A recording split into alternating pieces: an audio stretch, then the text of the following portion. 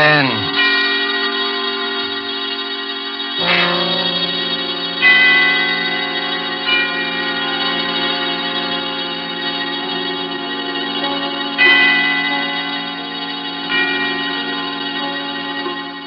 This is the Man in Black, here again to introduce Columbia's program, Suspense. Our leading lady tonight is Miss Nancy Coleman, one of Hollywood's most powerful and resourceful young stars, whose performances you may have admired in King's Row, the current Warner Brothers picture Edge of Darkness, and other noted films. The story called Fear Paints a Picture is tonight's tale of suspense. If you've been with us on these Tuesday nights, you will know that suspense is compounded of mystery and suspicion and dangerous adventure. In this series are tales calculated to intrigue you, to stir your nerves, to offer you a precarious situation, and then withhold the solution until the last possible moment. And so it is with Fear Paints a Picture and Miss Nancy Coleman's performance, we again hope to keep you in suspense.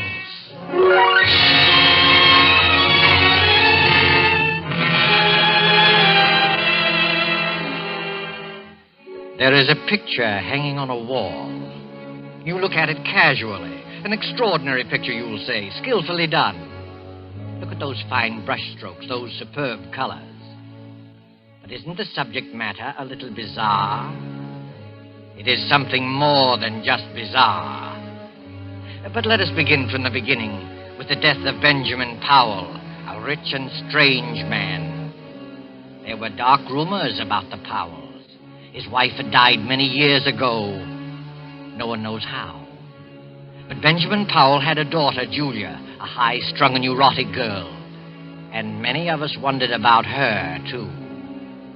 Benjamin Powell died. And in his last will and testament, he made Julia heir to all his considerable fortune, except that... But let me read you the will.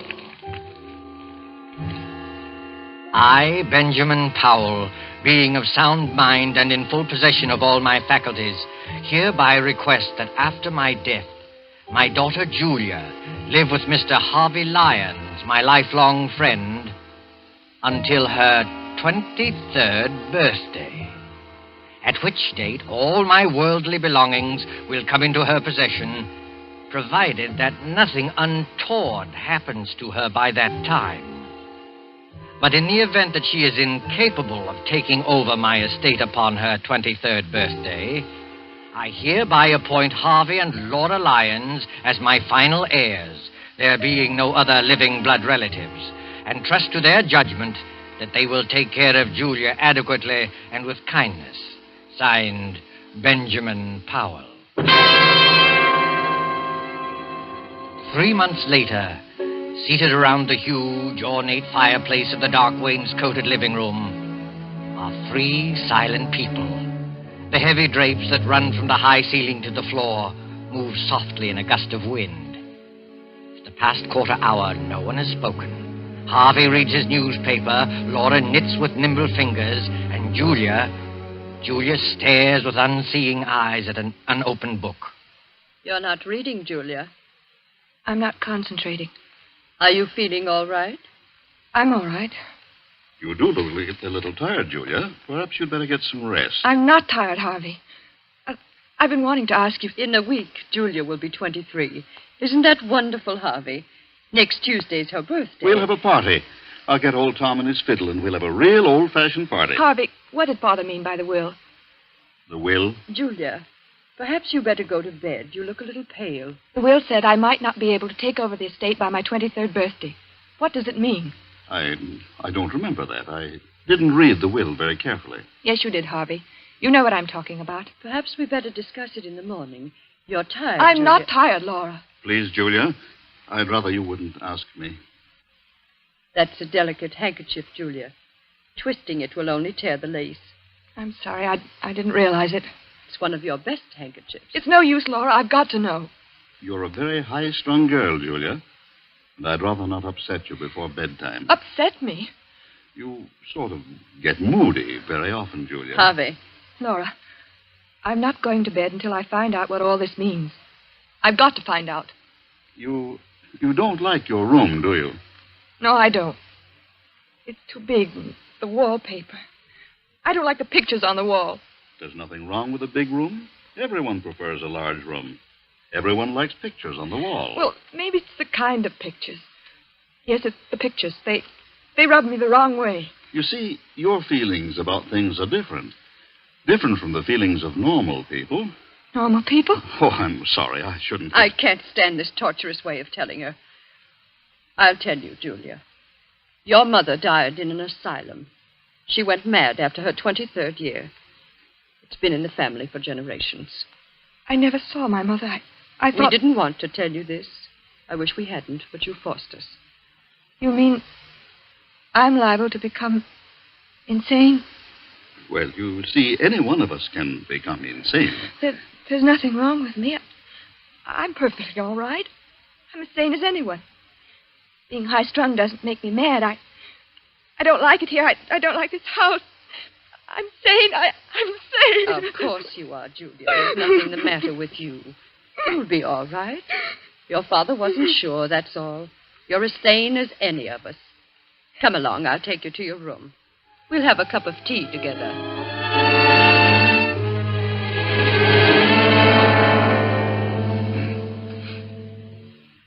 How is she, Laura? She's calmed down. Is she asleep? No, Harvey, she's reading. That must be Dr. Barrows. I'll open the door. Hello, Dr. Barrow. How do you do, Mr. Lyon? Come in.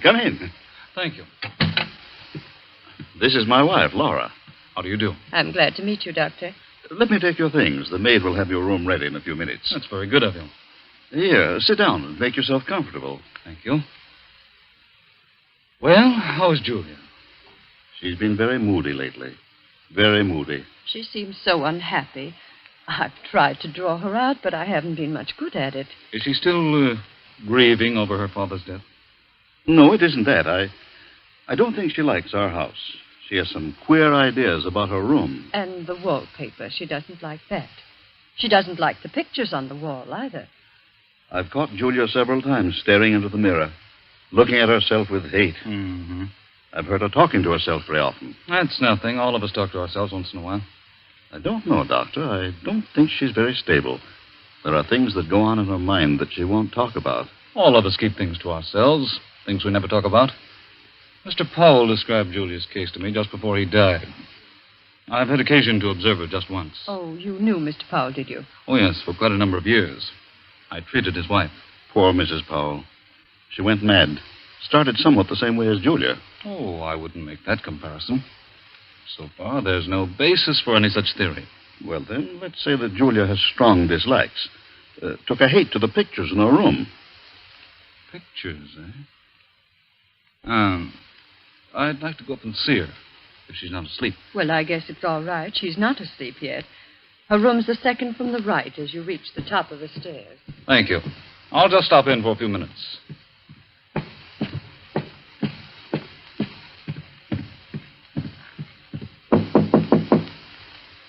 Come in. Hello, Julia. You remember me, don't you? No, not exactly. I'm Dr. Barrow, a friend of your father. I treated your mother. My mother? No, don't be alarmed. I'm staying with your guardians for a few weeks. Do you mind if I come in for a few minutes? No. Well, this is a fine room, Julia. A very comfortable one. I don't like it. It's too big, makes me uncomfortable. Nonsense. You're just imaginative. You think someone might be hiding in here while you're asleep. Is that it? It isn't that. Don't you like that picture, Julia? What picture? The one you're staring at. I wasn't staring at it. I just... Just looking at it, eh? Looks like a fine painting. I don't like it. I'm going to have it removed. You can if you like, Julia, but I don't think you should. It's an unpleasant picture. Gives me nightmares. Look at it. That frightful-looking man about to come through the doorway, and the unsuspecting girl sitting in a chair with her back towards him. He's not frightful-looking at all. It's just the black scarf around his neck. He's about to kill her. You certainly have a vivid imagination. I'm sure the artist had no such idea in mind. I hate the picture. I'm going to ask Harvey to take it out of here. No, Julia. You mustn't be afraid of it. The longer you keep looking at it, the less afraid of it you'll be. You've got to conquer your fears, or they'll conquer you. Well, that picture has a horrible fascination for me. I can't take my eyes from it. Last night, I dreamed that the man in the picture came through the door with a knife in his hand and killed the girl. It was an awful dream. But that was only a dream. If I take that painting off the wall, you'll find other things to be afraid of. Now, you do as I say. Forget about that picture. Get a good night's sleep. Nothing like a good night's sleep to lift your spirits. If that picture fascinates you, keep looking at it. Don't be afraid of it. Will you do that? Yes, Dr. Barrow, if you say so. That's fine. I'll see you in the morning. Good night, Julia. Good night.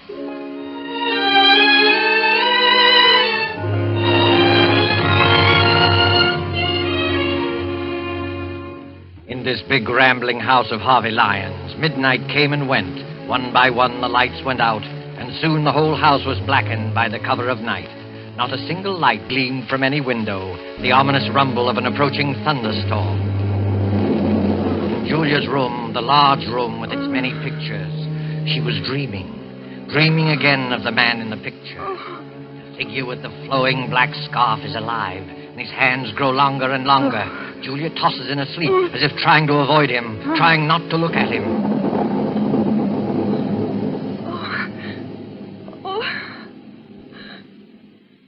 Who's there? Oh. It was only thunder. What a terrible dream. That awful picture.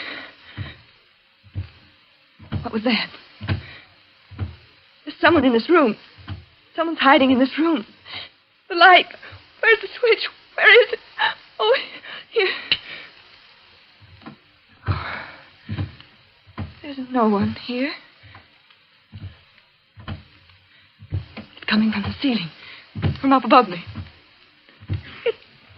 It's my imagination. There's nobody there at this hour. Nobody. I've got to go back to sleep.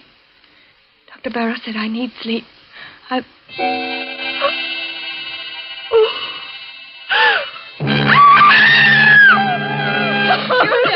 Julia, what happened? What are you doing out here in the hallway? Pull yourself together, Julia. That man. What man? The man in the picture. He's moved. What do you mean? The picture. The man at the door. He's not at the door. He's inside the room. You must have been dreaming. Of course, dear. It was only a dream. I heard a scream, and Julia, what's happened to you? She says she saw a man in one of the paintings move. Oh, I see. He did move. I saw it. He's not outside the door anymore. He's inside. You dreamed that, Julia. That's what I said. It wasn't a dream. The thunder awakened me. I woke up and heard footsteps coming from the ceiling. I thought it was my imagination, and then I looked at the picture. The picture I told you I didn't like, Doctor. The man was inside the room. That's hardly possible, Julia. Figures and pictures can't move. Of course not. It was just a bad dream. No, it's true. I saw it. Come along, Julia. We'll all take a look at the picture. No, I don't want to go back into the room. No. There's nothing to be afraid of. Come on, Julia. Don't be frightened. You've got to fight off these delusions. Here, give me your hand. Come along.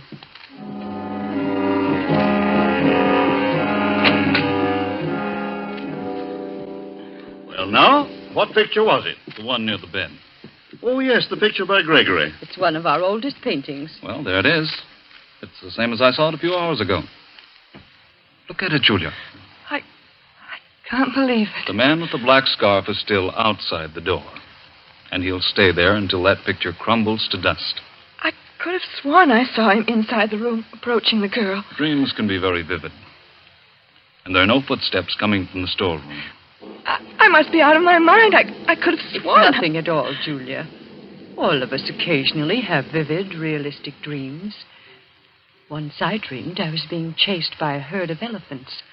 It was so real I heard the thundering footsteps even after I woke up. It was so... Delusions can be very real and horrifying. You do believe, don't you, Julia, that it was only a nightmare? Yes, I think so. If Julia wants to, I'll take the picture out of her room. I don't think it's wise. You have to fight these unreasonable fears. That's true, Julia. Never give in to them. Well, I'll go crazy if I keep looking at that picture. It might be the other way around, Julia. If you run away from it, the mental disease prevalent in your family will take firm hold in you. You will get worse and worse, as Dr. Barrow says, until you be afraid of your own shadow. You'll be afraid of everything, of everyone you meet. Afraid to be alone, afraid to be with people, afraid of yourself, afraid of your own clutching fingers. No, don't tell me anymore. Please, Mr. Lyons, there's no need for this kind of talk. Julia, look at the picture. It's nothing but some paint on a canvas with a frame around it. There's nothing about it that can harm you. And the danger lies in yourself. You've got to keep staring at it as often as you can by candlelight or in the dark until you've learned to laugh at it. It won't be easy. I'll try. That's fine. I knew you had courage. I'll get you a sedative so that you'll be able to sleep. I'll be all right in the morning. I'm sorry I became hysterical. And I'm sure you won't let yourself go anymore. I promise. You're sure you're not afraid now? No, I'll be all right. I'm sure I'll be all right.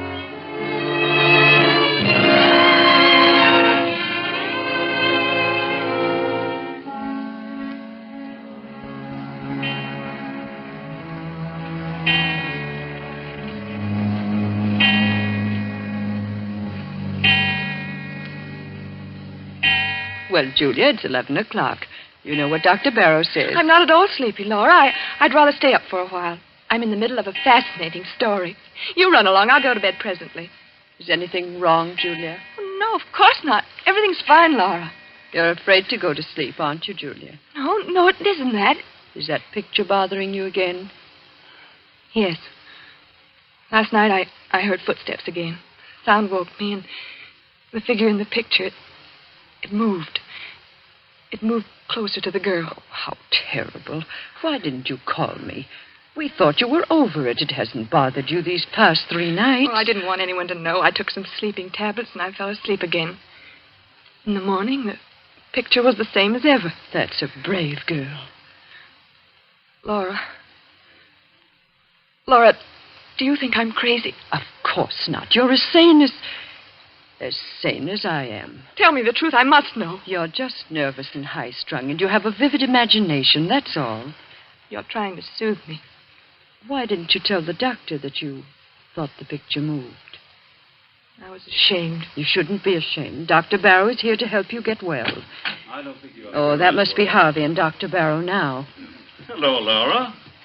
I've arranged to have old Tom at his fiddle here tomorrow night for Julia's birthday, and I've invited the Grovers. They'll be delighted to come. That is, if Julia's feeling well. Julia, you should be in bed. It's after 11. She's afraid to go to sleep. Please, Laura. It's the footsteps in the picture again, isn't it? Yes, Doctor, it moved again. At least I thought it moved, but I went back to sleep. Well, that's an improvement.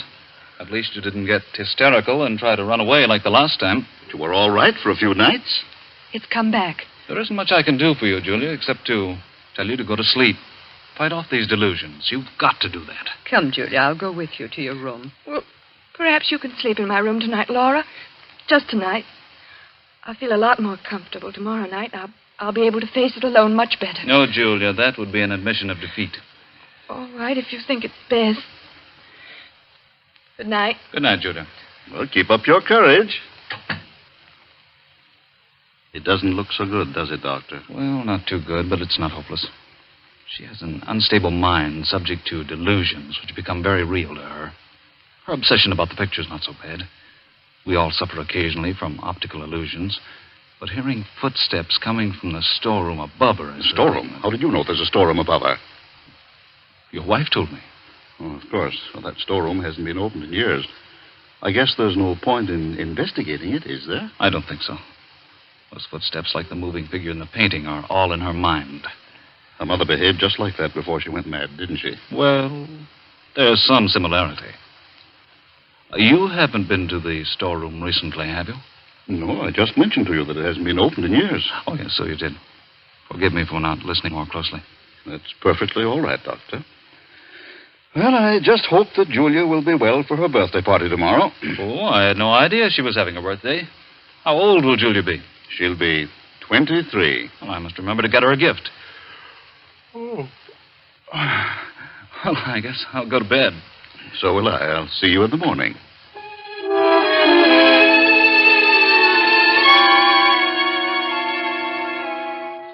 But Julia wasn't thinking about her birthday.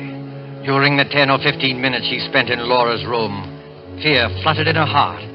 When she finally stood alone inside her own room, panic, black, unreasoning panic began to take hold of her. In wild haste, she began to undress, never looking at the picture. I won't look at it. I won't. I'll go right to sleep. I'll take some pills and fall asleep. What was that? Oh. It was nothing. Nothing at all. All I have to do is keep from looking at the picture. I won't look at it. It can't do me any harm if I don't see it. I mustn't even think of it. I'll think about the trip I made to South America. It was a wonderful trip. The sunset. What was there? Footsteps. Those footsteps again. I mustn't hear it. I mustn't hear it.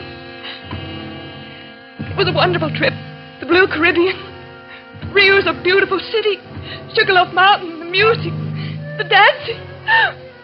Those footsteps. It's not footsteps.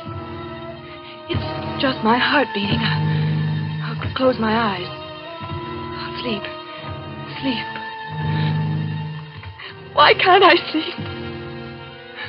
Oh, Lord, let me sleep. I don't want to look at the picture. I won't. I know what I'll see. He'll be closer to her. Maybe he'll have killed her. I mustn't open my eyes. I mustn't. I won't.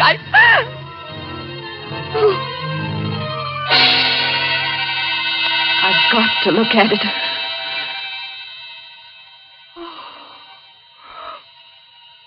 He's moved. He's close to the girl. I'm not dreaming. It's real. The girl? It's me. That girl is me. Me. I can't stand it. I can't. Laura! Laura! Oh, Laura, let me in. Let me in. Julia. Oh, you poor girl. Here, sit down. Now stop crying and tell me all about it. Tell me in detail. Don't be ashamed. Get it out of you. It'll do you good to talk. It's the same thing again and again. I tried not to look at the picture. I tried so very hard, but it was hopeless. I had to. The figure with the black scarf was inside the room, a knife in his hands, very close to the girl. But this time the girl had turned around, and it was my face. My face. Did you hear any footsteps? Yes. I heard them as soon as I got into the room. You think it's very real, don't you, Julia? Despite the fact that everyone says it's a delusion. It's very real to me. I must be really insane. I'm going crazy. Don't say that. Well, it's no use. I'm not getting any better. It's getting worse and worse. Don't give up. You mustn't. Come along. I'll go to your room with you. I'll stay there until you fall asleep. Unless you want to stay here. Oh, I don't know. I don't know what to do. Will you stay with me, Laura? Yes, Julia. Come, let's go back.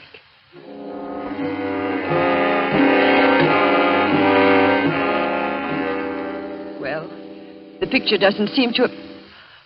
What's the matter, Laura? Nothing. Nothing at all. There. Did you hear it? Footsteps? It was probably a board creaking. Now you go to sleep. I think everything will be all right in the morning. You won't leave me? No, Julia. I'll be here. Thank you, Laura. Thank you very much.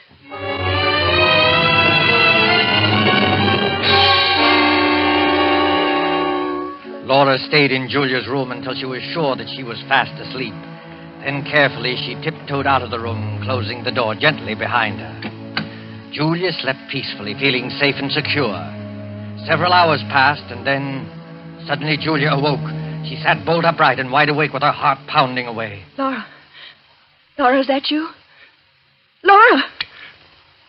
Oh, she's gone. She's left me alone.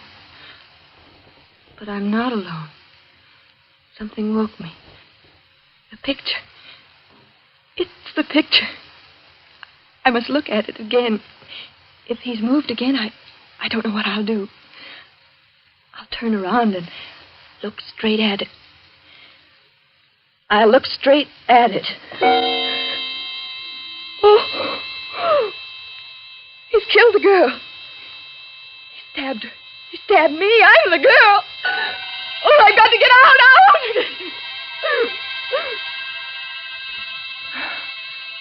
It's no use. I've lost everything. My reason, my sanity. I can't fight it anymore. I can't fight against you and the black scarf. And now you're here. I can touch you. I can feel you. It's real this time.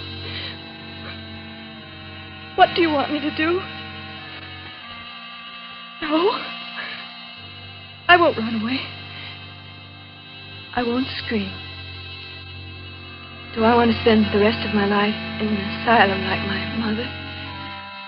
No, I don't. I don't. You're pointing at the window. You want me to open the window?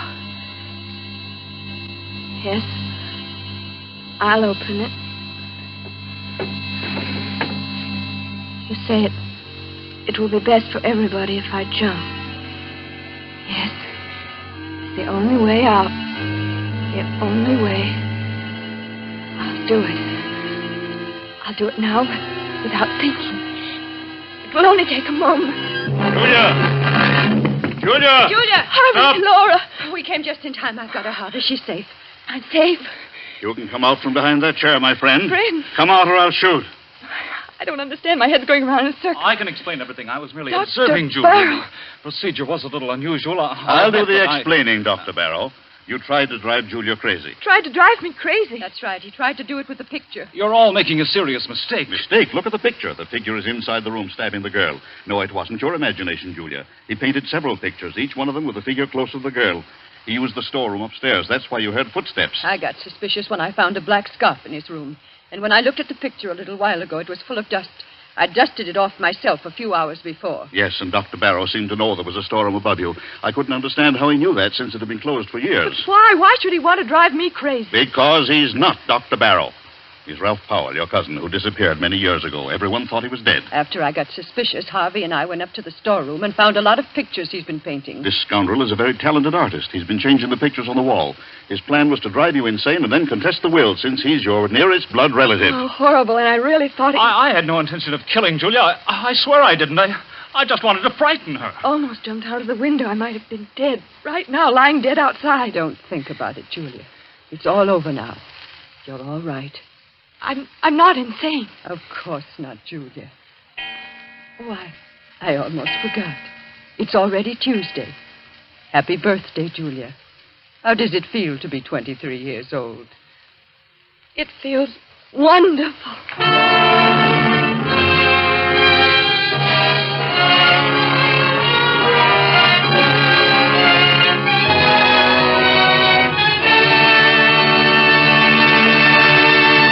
And so closes Fear Paints a Picture, starring Nancy Coleman. Tonight's tale of Suspense. Appearing with Miss Coleman were Edwin Maxwell as Harvey Lyons, Fred Mackay as Dr. Barrow, and Beatrice Benaderet as Laura. This is your narrator, the Man in Black, who conveys to you Columbia's invitation to spend this half hour in suspense with us again next Tuesday, when our star will be Mr. Peter Lorre in the suspense play called The Moment of Darkness. William Spear, the producer, Ted Bliss, the director, Lucian Marowick, the composer, Lat Gluskin, the musical director, and Sigmund Miller, the author, collaborated on tonight's Suspense. This is the Columbia Broadcasting System.